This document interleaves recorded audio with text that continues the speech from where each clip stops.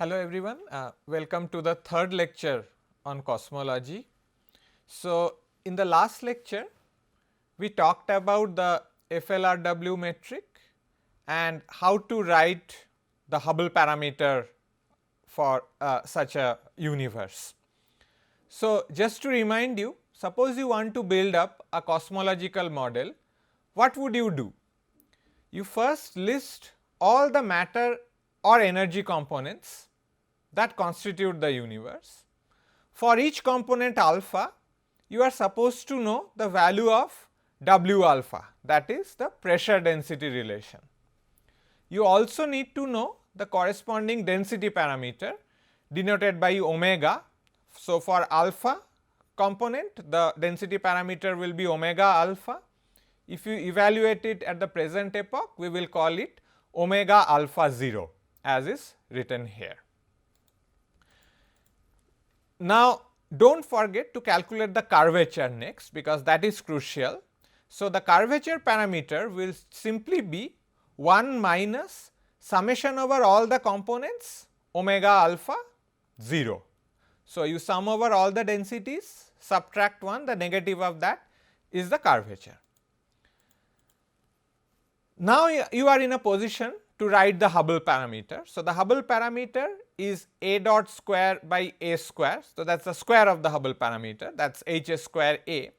You write it as h naught square, the present value of the Hubble parameter, and then you sum over all the components alpha. What do you do inside? You put the omega alpha at present epoch and then multiply by the corresponding time evolution.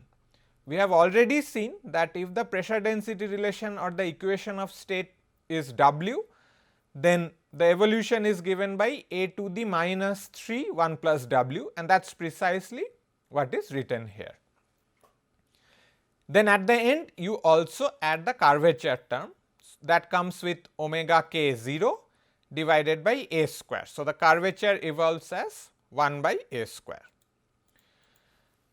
Now, this is a differential equation in A as a function of t.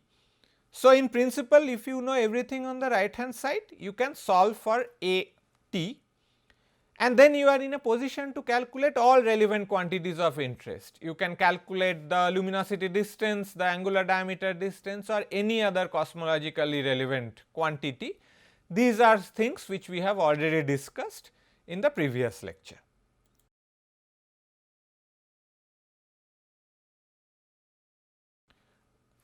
Now, let us, so this what I talked about in the previous slide was for a general universe. For any universe which has various matter or energy components, you can work out the solution. You will write the Hubble parameter and you exactly know what to do. Now, let us take some special examples which are interesting. So, let us first consider the case where the universe is spatially flat. So, we have restricted ourselves to k equal to 0, and let us for simplicity assume that the universe is filled with only one kind of matter, and that matter has a equation of state given by W as is written here. Of course, in such a universe we know that the density of matter will simply evolve as rho equals to rho naught, the present value, times a to the minus 3 1 plus W. Again, this is something which we have done earlier. Also, we know since the universe is flat, the omega must be 1, so that the curvature term goes to 0. Now, we are in a position to write the Hubble parameter. So, the Hubble parameter square is just h naught square, and then we said that we will sum over all the components. Here it is just one component, that too has omega equals to 1. So, that is the only term which comes. If you wanted to put curvature, there would be another term corresponding to curvature, but since we are working in a flat universe, that curvature term is not there anymore. This differential equation can now trivially be solved. If you solve it, you will get A going as t to the power 2 divided by 3 1 plus W. This is a trivial exercise which one can do. Of course, this solution holds only when W is not equal to minus 1. Remember, this was the case where we did not specify what W is. So, this solution holds for any W. So, let us now consider few special cases of this. For example, if the universe is dominated by non-relativistic matter, so there is just one type of matter and that too is non-relativistic. We saw that for non-relativistic matter the pressure is negligible. So, we can safely put W to be 0. So, if you put W to 0 in this equation, you will find that the scale factor simply evolves as T to the 2/3. So, universe filled or dominated by non-relativistic matter will have this kind of evolution, where the scale factor will evolve as time to the power 2/3. A flat matter dominated universe has a name, it is usually called the Einstein de Sitter universe. We can go to the next case, where we are talking about a flat radiation dominated universe. In that case, of course, we have to put W equals to 1/3. If you put W equals to 1/3 in the solution we obtained above, you will find that A is simply proportional to square root of T. So, now you can see you are now in a position to solve for cosmological models the moment somebody tells you or you know what are the constituents of that model or what are the constituents of that universe. You can calculate many things more. Okay. So, for example, you can calculate the age of the universe. In the last lecture, we have already written down an expression for the age in terms of Hubble parameter.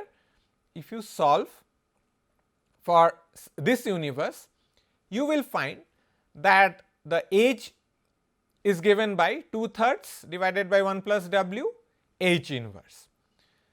This actually confirms the fact that the inverse of the Hubble parameter is actually a very good estimate of the age. To the order of magnitude, it will tell you what the age of the universe is. Now, also note that if we look at the second Friedmann equation, which gives you the acceleration. So, the acceleration is, as you remember, contributed by not only density, but also 3 times the pressure. So, if you write it, you will get a equation which will contain a term like 1 plus 3 times W, 3 times the equation of state. Now, you already know how rho evolves with A. So, you can solve it to find what will be the acceleration as a function of the scale factor, which is simply written here. The thing to note is the acceleration comes with a negative sign.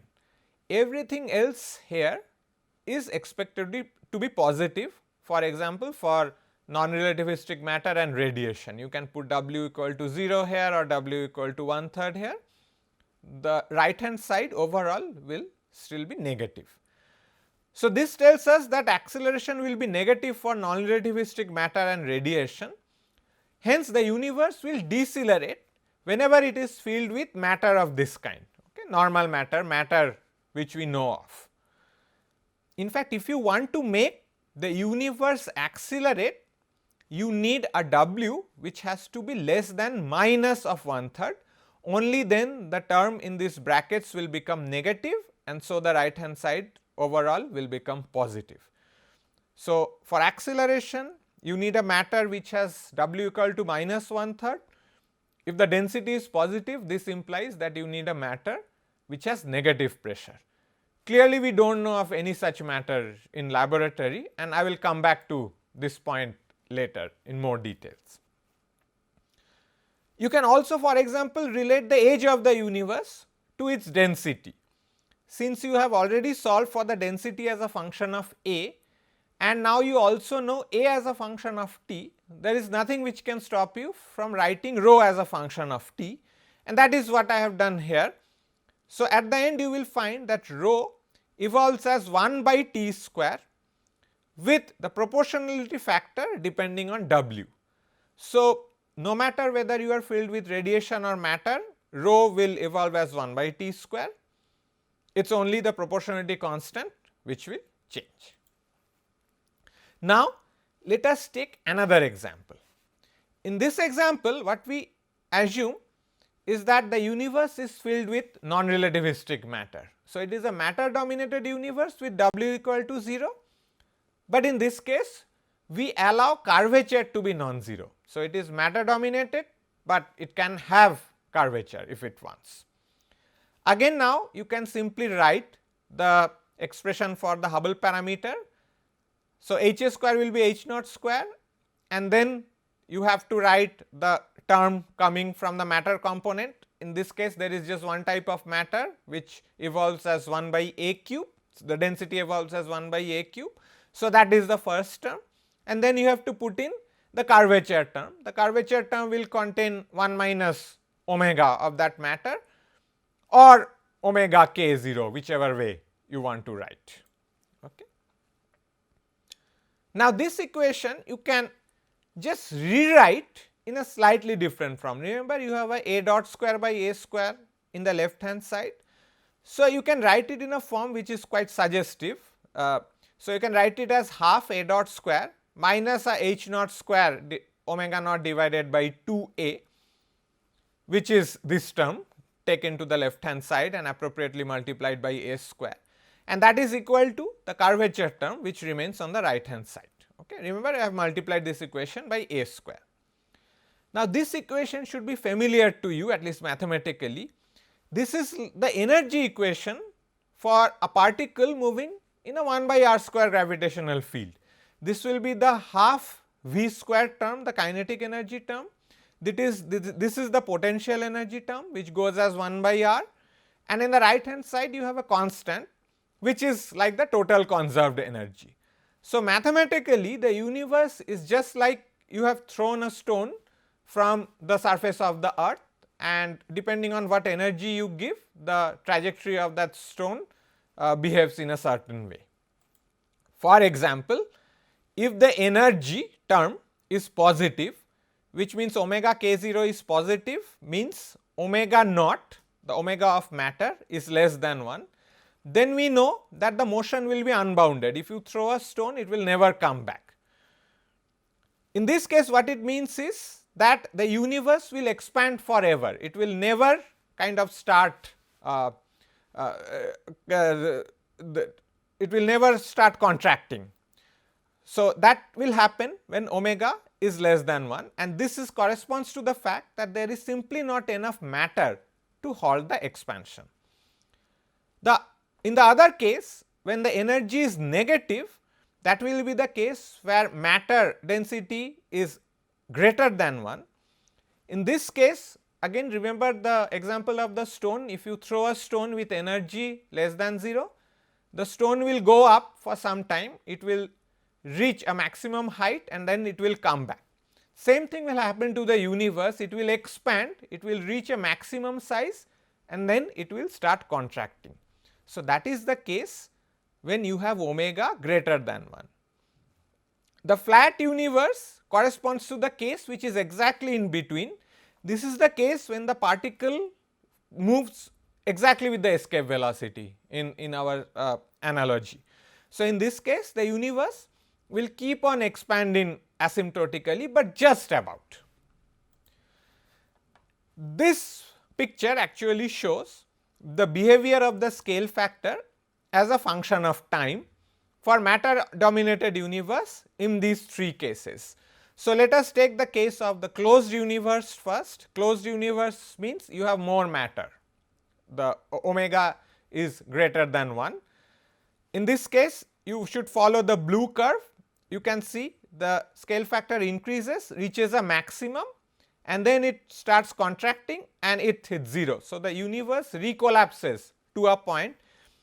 In fact, you can exactly calculate at what time it will recollapse, and that time is given by an expression which I have written here. So, the time of collapse is essentially this, and that depends on how much matter you have put in. If you put more matter, it will collapse faster and vice versa. The other extreme is the open universe. In this case, omega is less than 1, and so it will never contract, it will keep on expanding, and that is showed by the green curve. The one at the boundary of these two cases is the flat universe. Of course, remember in the flat universe we have already solved it explicitly, the scale factor actually evolves as T to the 2/3, and that is given by the orange line. So, this should give you an idea that again once you know what matter densities are there in your cosmological model, you can solve it, you can calculate how the universe expands or contracts or accelerates or decelerates or whatever, and you can calculate all other quantities of interest.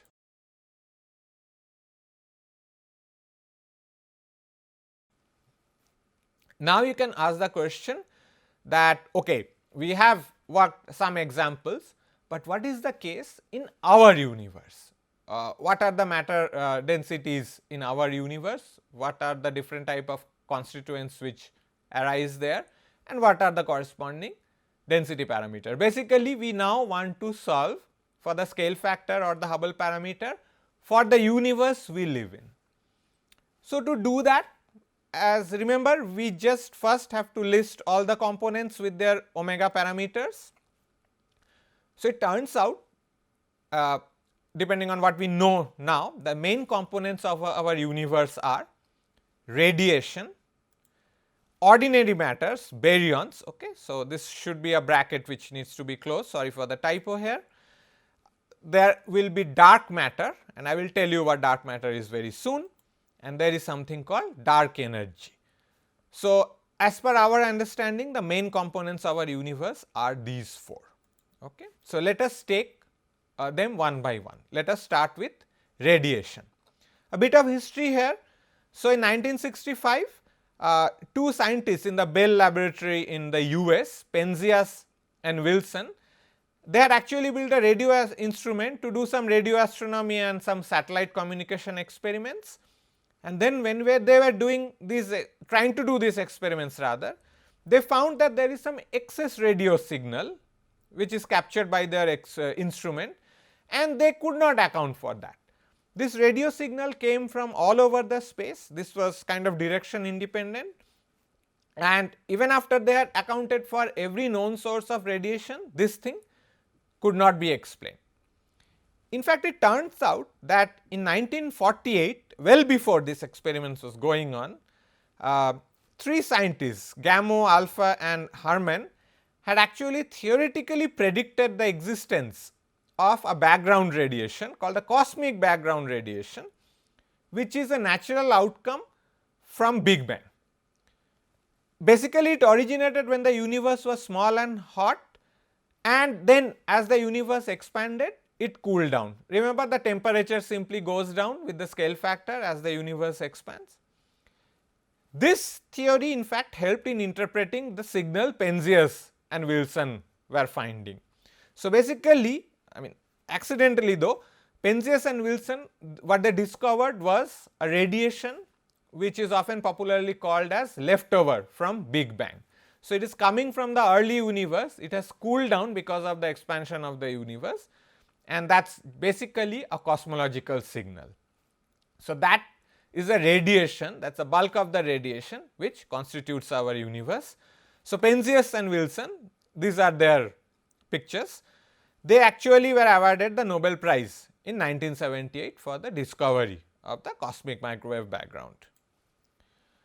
Now, I will describe the cosmic microwave background in more details probably in the next lecture, but essentially the prediction of the Big Bang model is that because the photons were constantly interacting or getting scattered of free electrons in the early universe, the radiation will have a very perfect black body spectrum. Now, is this the case for the radiation observed by Penzias and Wilson? So, indeed in 1990s a satellite was sent up, it is named Kobe. It did many things for the cosmic microwave background, but in particular it measured the spectrum. In other words, it measured the intensity of this radiation as a function of frequency. What did they get? What they got was what is shown in this picture. So, the y axis is that intensity, x axis is frequency, the point with error bars are the data, except that the error bars are expanded or increased artificially 400 times, otherwise you would not been able to see it in this picture. The solid curve is a black body curve which has a temperature of 2.725 Kelvin, the intensity corresponding to a black body radiation. You can see this solid curve is a perfect fit to the data. So, that tells us that the cosmic microwave background is a black body radiation to a very high degree of accuracy. I think this is the perfect black body known in the universe, and we can actually measure its temperature very accurately. This also calls for a Nobel Prize. So, because of the Kobe experiment, these two scientists, Mather and George Smoot, they won the Nobel Prize in 2006. This was a big success for the Big Bang model, because this cosmic microwave background radiation, the existence of it is a direct prediction of the Big Bang model. And in fact, theories which are alternative to Big Bang, which existed at that time, most of them actually failed to explain this very nice black body spectrum. And so slowly they were ruled out, and that is why currently the hot Big Bang model is the most successful model for explaining our universe. Now, so that this tells us that there is radiation in the universe, which is great, but now we can ask the question that what is the omega corresponding to it. Now, that is not very difficult to calculate, because we know the temperature of the radiation. So, we can calculate the density, because it is a black body. So, the density will just be proportional to T to the 4, and the proportionality constant is well known. So, I have just done the calculation here, and you can show that it will come out to be somewhere around 10 to the minus 13 ergs per cc. You can convert this into an equivalent mass density. So, you have to divide by an appropriate factor of c square. So, you will get a value which will look like this. Of course, what we are interested is in the omega. So, I have to divide this density by the critical density. So, the omega will turn out to be some 2.45 into, remember, 10 to the minus 5.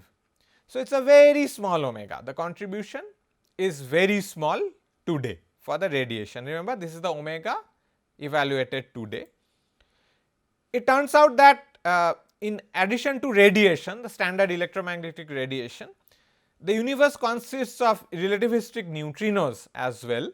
So, if you just include relativistic neutrinos and just add them up, the value of this omega goes up a bit, and it will from 2.45 it will go up to somewhere around 4.3.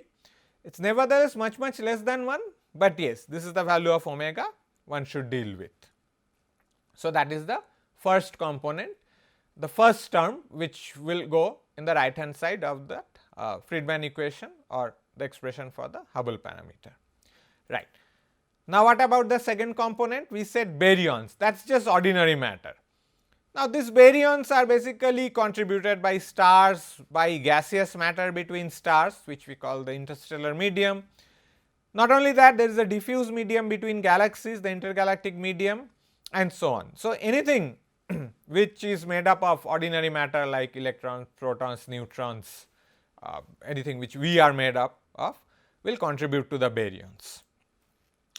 These baryons are mostly non-relativistic at present. So, they can be treated like non-relativistic matter, and present estimates imply that the baryonic component contributes to about 0.04 to 0.05 in the omega. How is this calculated? I will give you some hints again in the next lecture, but let us for the moment take this value and move ahead. The next thing which we talked about, I listed, was dark matter. It is also called cold dark matter for a reason, but let us first understand what is cold dark matter. So, the existence of this dark matter was known even before cosmological observations really came up, and I will try to give you some simple examples of this. For example, when people were observing clusters of galaxies, for example, the Coma cluster, what they could you can apply the virial theorem to these clusters of galaxies. So, the average v square, which is the kind of RMS velocity or the velocity dispersion, turns out to be of the order of g times m of the cluster divided by the size of the cluster. It turns out that by measuring the velocities of kind of individual stars, the Doppler shifts of them, you can calculate this velocity dispersion. You can also calculate the size by knowing the distance to the cluster and somehow estimating the angular size, or if you some other proxy for size, you can use that as well. So, if you know v square, the velocity dispersion and the size, you can in principle calculate the mass of the cluster. On the other hand, you also can calculate the mass contributed by the stars or the gas within the cluster, and it turns out that the mass which is estimated by applying virial theorem is 10 times the visible mass, okay, the mass contributed by gas in this case. So, this tells you that there is some mass in the cluster which cannot be observed.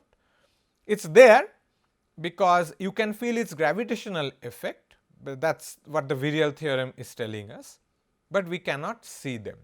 So, that indicated that there must be some matter which has gravitational interaction, but probably no electromagnetic interaction.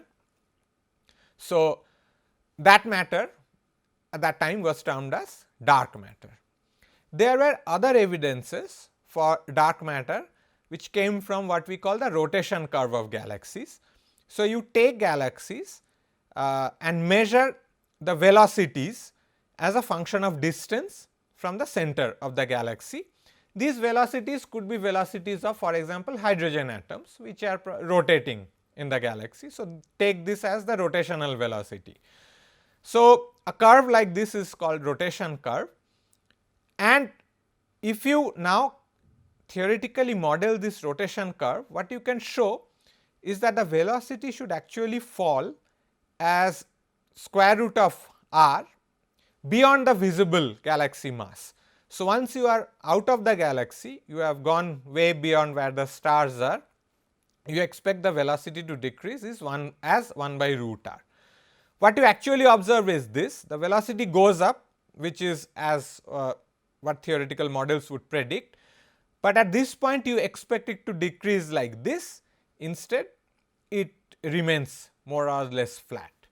So, this tells you that there is some matter beyond the visible galaxy. In fact, you probably need a matter which falls as 1 by r square to fit the flat curve. You can do more detailed modeling and find out how what kind of profiles which would fit a particular galaxy. But whatever be the case, it seems that there is matter beyond the visible matter which interacts gravitationally, but does not emit any electromagnetic radiation. So, again this gives you a separate indication, an independent indication of dark matter. The first example was for clusters of galaxies. This is something which has to do with individual galaxies, okay, so outskirts of galaxies. Now, we have gone way beyond that. The cosmological observations confirm this fact that there is indeed dark matter, and not only that, the cosmological observations indicate that this dark matter is non-relativistic, hence it is called cold dark matter, and the corresponding omega at present is of the order of somewhere around 30%, 0.27 to be precise. At this moment, we do not know what this dark matter is, because there are no viable candidates in the standard model of particle physics. This standard model of particle physics tells you what all matter in the universe is made up of, at least that is what we think, but it does not give any candidate for the dark matter.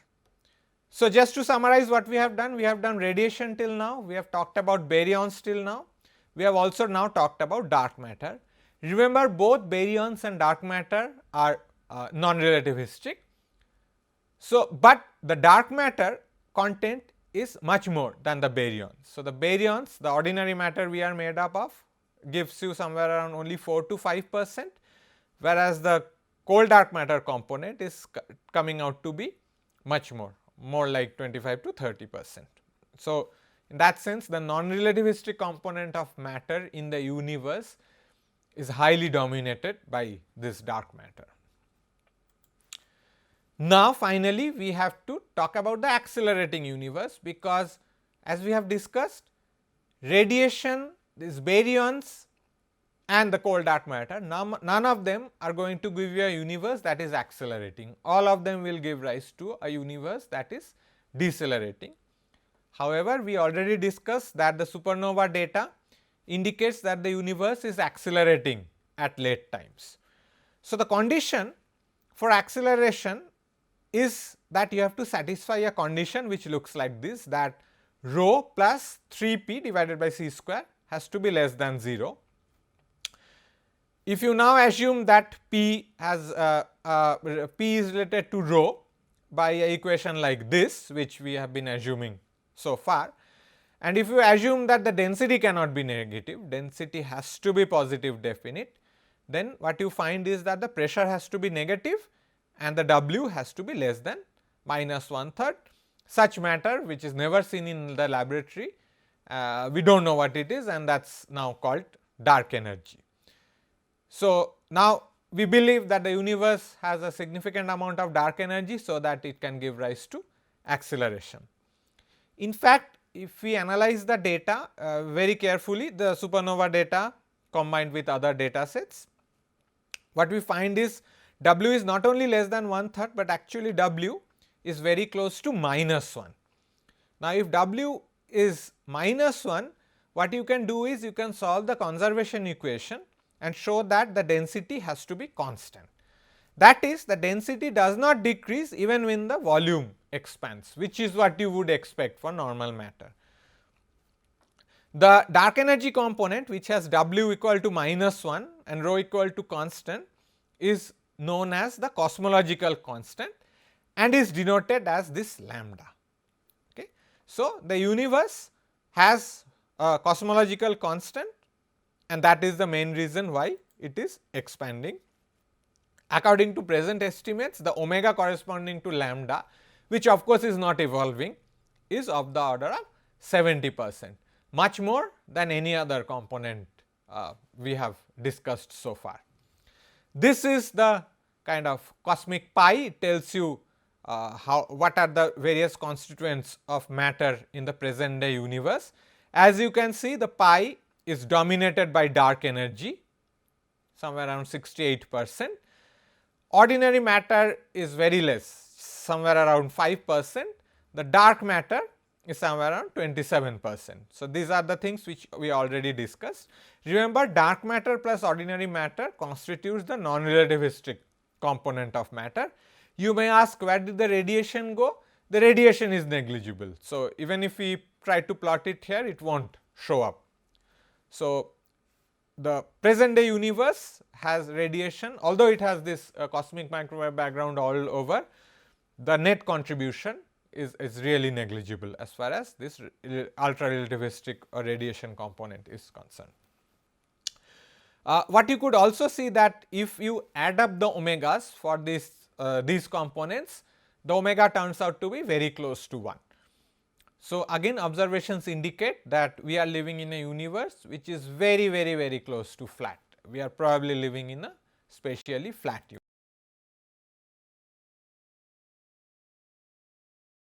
universe. So, now we know that the constituents of the universe and the corresponding omegas. So, we may as well write the expression for Hubble parameter. So, Hubble parameter, since there are 4 components, radiation, baryons, dark matter and dark energy, we expect the Hubble parameter to contain these 4 terms. However, what happens is both dark matter and baryons, since both are non-relativistic, both of them evolve as 1 by a cube. So, we may as well add them up. So, we call it omega matter, which is nothing but omega dark matter plus omega baryons. So, we add them up and write them as a single term. So, this is the first term which corresponds to non-relativistic matter, dark matter plus baryons, which go as 1 by a cube. then the radiation term which goes as 1 by A4, then the cosmological constant term which does not evolve with A, and if there were curvature we would have to add the curvature term, but since there is no curvature we are done. Okay. Now you see there are various interesting effects which we can look at. When A goes to 0, that means the universe is small and we are looking at very early times. You can see when if we put A going to 0, the omega lambda will become negligible, and at sufficiently small a, even this omega matter will become negligible compared to the omega radiation term. So, at very early times the radiation term will dominate. Take the other extreme, that when A is large, then both of these terms will be negligible and it will be dominated by the cosmological constant. So, at very early times the radiation dominates, at very late times the cosmological constant dominates, at intermediate times the non-relativistic matter dominates, the omega matter.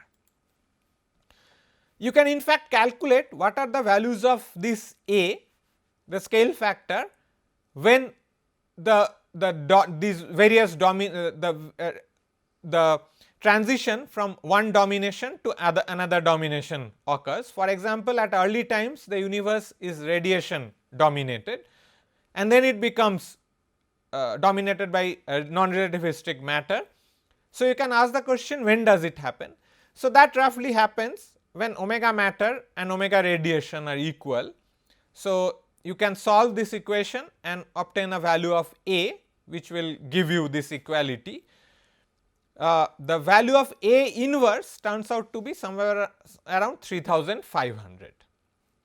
This epoch, which corresponds to A equals to 1 by 3500 roughly, is known as the epoch of matter radiation equality. Before this epoch the universe was radiation dominated, after this epoch the universe was matter dominated.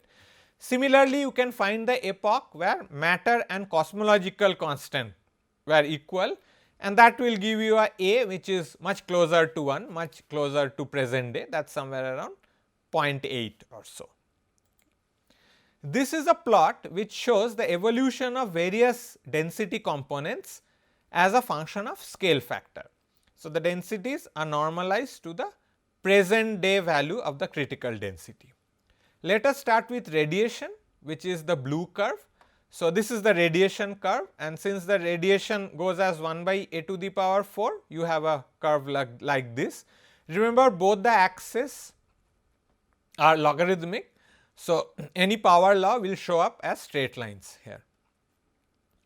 You can see at very early times when A is small, the radiation dominates over all other forms of matter, but since it decreases very fast, by the time you come to today, which is let us say A equals to 1, the contribution of radiation have become negligible. It is below all other possible forms of energy or matter. If you take matter, by matter I mean the non-relativistic matter, that is this orange curve, that goes as 1 by a cube. At early times it is smaller than radiation, but at some point it becomes equal to radiation and then it overtakes radiation. So, this would be the phase when the universe is then matter dominated. You can see the orange curve is above all the other curves.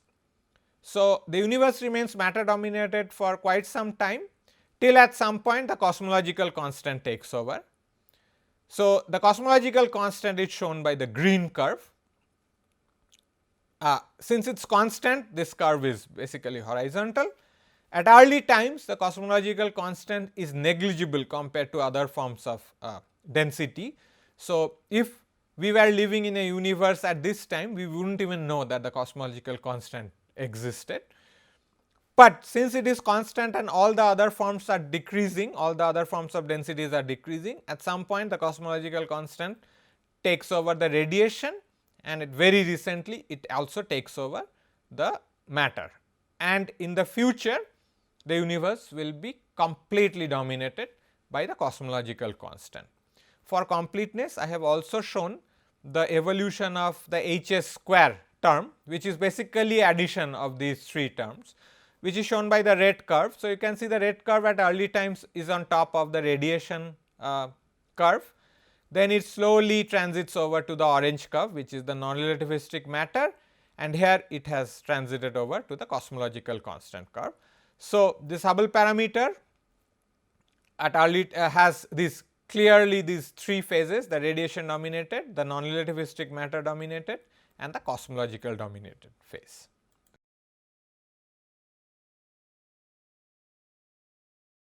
Okay.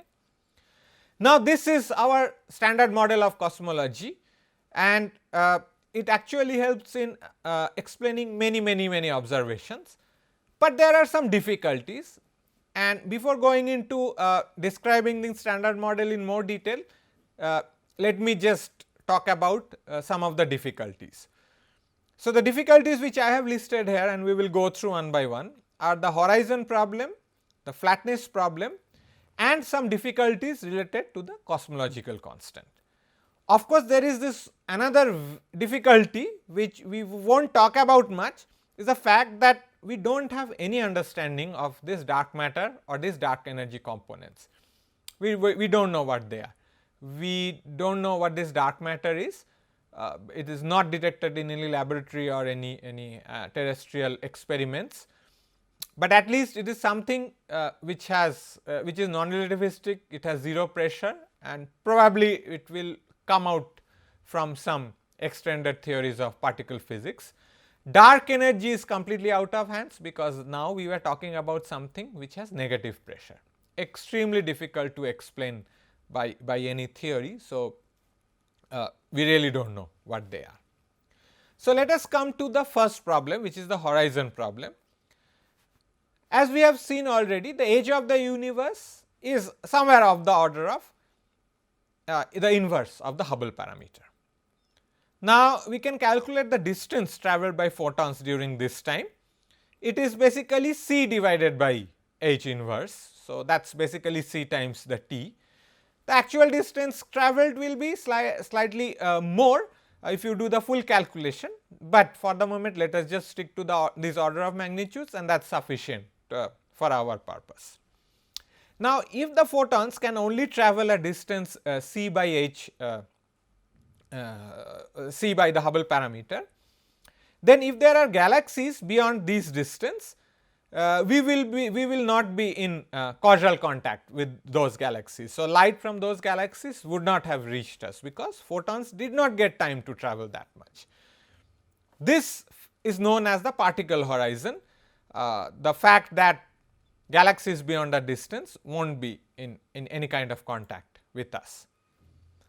Now, we know how the Hubble parameter evolves with scale factor or with time. We just worked that out in the previous few slides. In fact, the horizon will go as a square during radiation dominated era, and it will go as a to the 3 by 2 in the matter dominated era. This is something you can just see by looking at the expression for the Hubble parameter. Okay. So, the horizon evolves as a square and a to the 3 by 2 depending on which era you are in. The distance between 2 points, let us say 2 galaxies or any 2 points in a universe, that distance evolves as a. That is just the consequence of Hubble expansion. The distance is just increasing with the scale factor.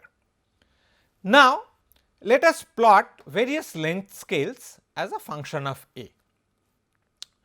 So, the red dashed curve shows the evolution of the horizon, okay, the c h inverse a.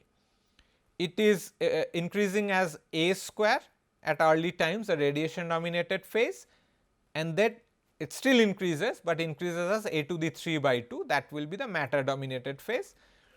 This vertical dashed line just shows you the matter radiation equality. So, universe is transiting from the radiation dominated phase to the matter dominated phase. Let us for the moment concentrate on this thick black line. Let us say you have 2 galaxies and you know what the distance between them is.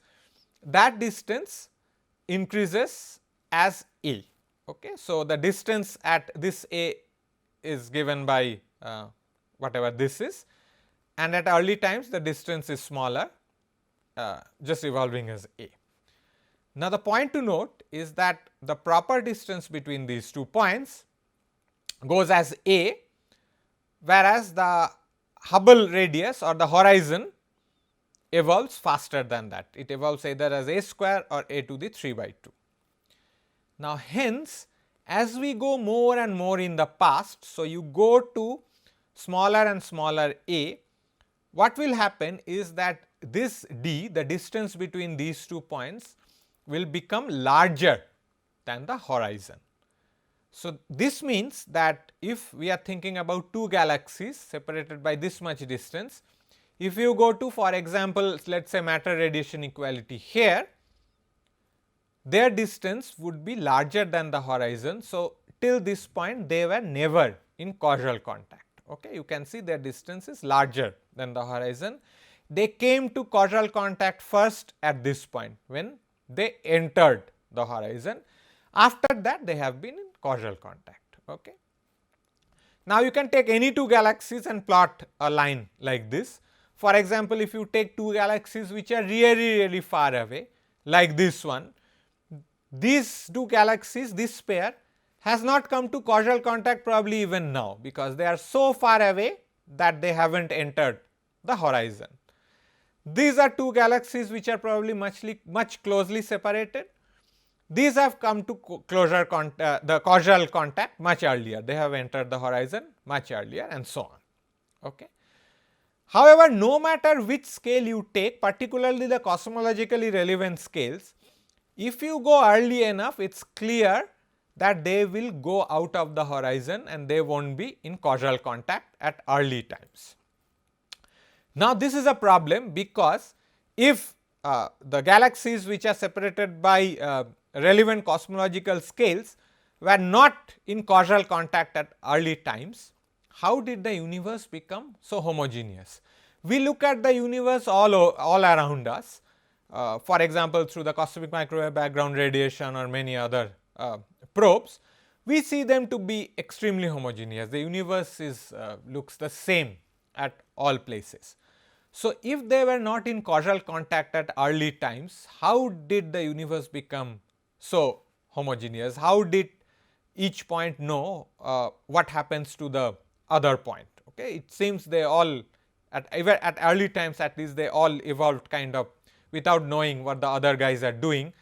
So, it is very difficult to explain homogeneity of the universe if we believe this picture, if we believe the fact, or if we believe this calculation which shows that the distance between 2 galaxies or 2 points will become larger than the horizon at early times. Okay. Now, we can solve the horizon problem.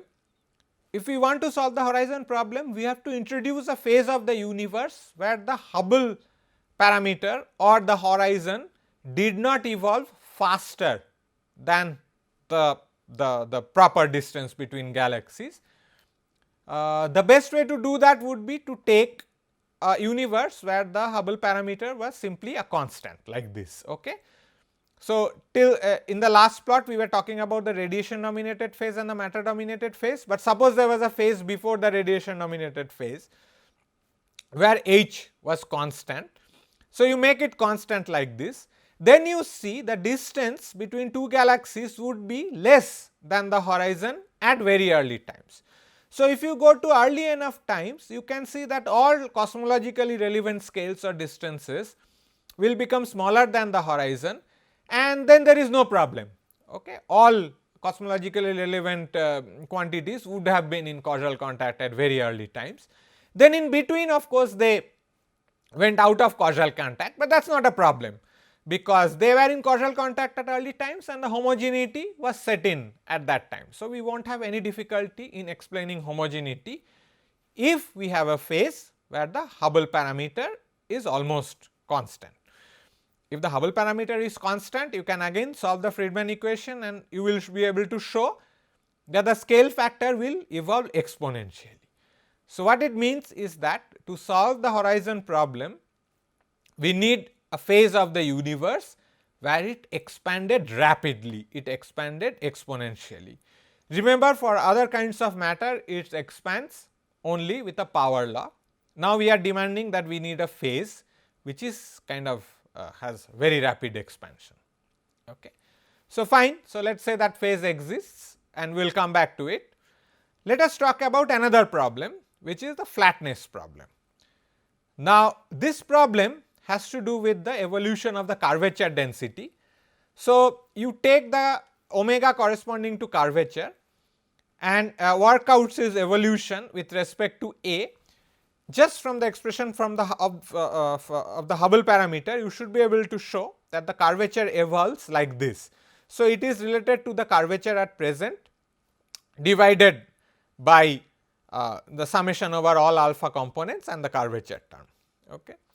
For the standard model of cosmology, I can interpret this curvature as departure from omega total minus 1. So, if omega total is equal to 1, curvature is 0, but if omega total is not equal to 1, what we get is the negative of curvature as omega minus 1. So, this would be given by a expression written here. Okay. So, it is omega total at 2 day minus 1 divided by all these terms. Now, if I take the limit a going to 0, what will happen is in the denominator the radiation term will dominate. So, you will end up with a term which is just omega r by a square, and then you will take the a to the numerator, and if you take now the limit a going to 0, what you find is that the left hand side becomes 0 no matter what you choose for omega total today. So, what it tells you is no matter what the omega total is today, omega total at very early times is very close to 1. In other words, no matter what the curvature of the universe today is, at early times the universe was really flat. You can make it as flat as you want by going to earlier and early times. Just to take a specific example, suppose omega total is 0.5 today. Of course, we know it is not, but for that moment let us assume that omega total is 0.5 today. Then at very early times, let us just for an example, you take 8 to be 10 to the minus 8, quite early times in the universe. What you have is the omega total at this epoch will turn out to be very close to 1, and the departure is like 1 part in 10 to the 12 or 10 to the 13. So, if I had written this omega total a at a equals to 10 to the minus 8 for a universe which had omega equal to 0.5 today, that would turn out to be all these 9s and some digit here.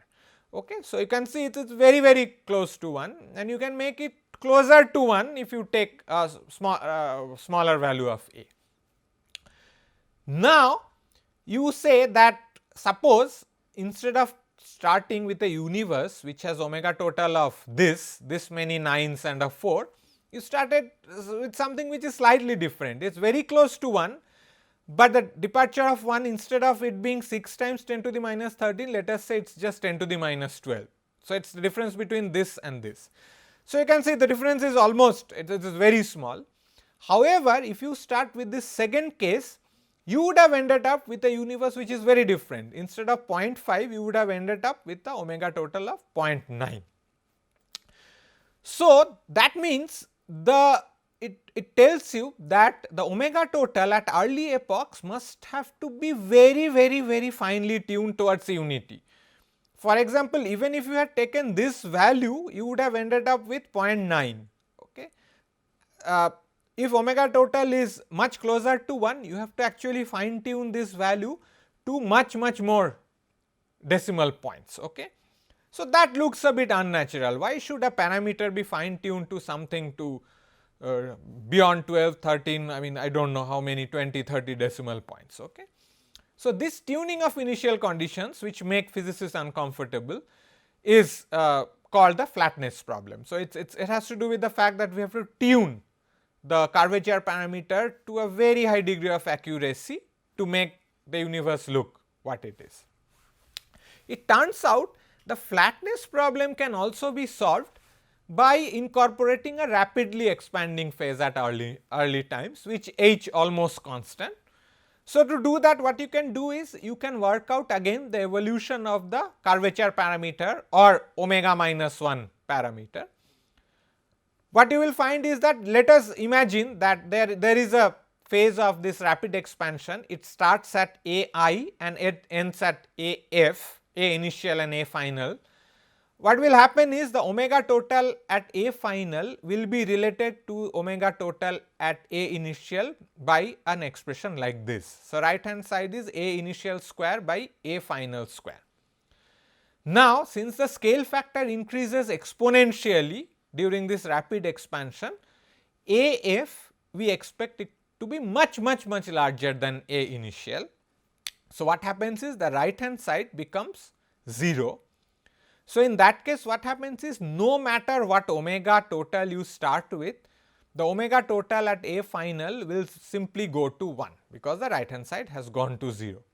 So, that then solves the flatness problem, because you start with whatever universe you want. Okay? You do not have to fine tune your omega total, but then let the universe expand rapidly, okay, exponentially with Hubble parameter almost constant or constant.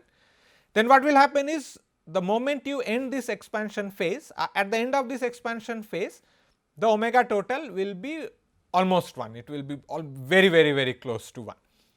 So, what happens is, you now do not have to fine tune by hand, you start with whatever you want. This expansion, the rapidly expansion phase will take care of this fine tuning, and it will automatically give you a omega which is close to 1, and then the universe expands as we know according to the standard model, radiation dominated phase, matter dominated phase and so on.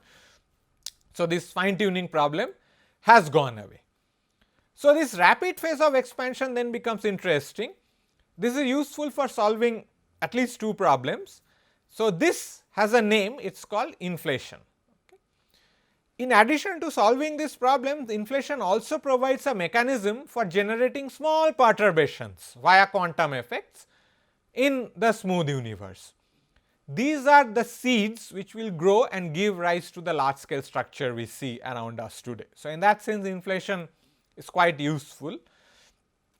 The expansion rate, since it is exponential with Hubble parameter equal to constant, this requires an energy component which again is very similar to the cosmological constant. It needs a pressure very close to negative of energy density. This is usually achieved by a scalar field which is slowly rolling in a flat potential V phi. With this can be achieved by writing a Lagrangian of this form and then solving in the expanding universe in the Friedmann-Lemaitre-Robertson-Walker metric. To solve these problems, we think that the inflation should need to start around 10 to the minus 36 seconds. So, very early, and it should end around somewhere around 10 to the minus 32 seconds. You can work out that by this time the scale factor or the size of the universe would have increased by a factor of 10 to the 26. So, it is a massively rapid expansion. The temperature of this universe at that time would corresponded to a energy which is something like 10 to the 15 GeV. So, really high energy. Okay. So, this inflation is something which we do not understand how it what it is due to. It is probably due to some scalar field, but it is very useful in solving the problems with the standard model of cosmology. There are various difficulties related to the cosmological constant as well, which has to do with the late time acceleration. If you ask what is the cosmological constant, we do not know. Often people interpret this as the vacuum energy arising from quantum gravitational fluctuation. So, in absence of everything else, this is something which contributes to the energy tensor of the universe. Now, if it is arising from quantum gravitational fluctuations, the natural energy scale for such a energy component would be the Planck energy. So, you can then work out the vacuum energy corresponding to such the scale, the Planck scale, and it will turn out that the vacuum energy would correspond to something around 10 to the 93 grams per cc, On the other hand, the energy density corresponding to the cosmological constant is 0.7 times the critical density. So, that would turn out to be 10 to the minus 29 grams per cc. So, you can clearly see that the vacuum energy is much larger than the cosmological constant which we observe, and I mean it is larger by a huge amount, it is 10 to the power some 100 something. Okay. So, it is not like it is larger by a factor of few or anything, which we can probably be able to deal with, but since it is several order of magnitude smaller than the vacuum energy, it is very difficult to explain lambda in terms of quantum gravitational fluctuation. So, this is often known as the small cosmological constant problem. It is too small to be explained by quantum gravitational effects. So, again to explain the acceleration, people often uses a scalar field rolling in a potential. So, the mathematics is often very similar to inflation, but it helps again in explaining the acceleration of the universe. But there is a plethora of models for the scalar fields. They come with many names like quintessence, tachyons and so on, and but we do not know which model is true, because we do not have any fundamental understanding from any fundamental theory of particle physics or field theory, and the data is not going to tell us that which of these scalar field models are correct. It is probably only going to tell us the omega parameter and what is the corresponding equation of state W for the cosmological constant. So, this again is a good place to stop. So, today in this lecture what we have done is we have talked about our universe, what is it made of, how do we solve for various quantities relevant to our universe, what are the constituents, and not only that, we also talked about some of the difficulties which exist for our universe. So, in the next lecture we will talk a bit more about the standard cosmological models and what we know about it.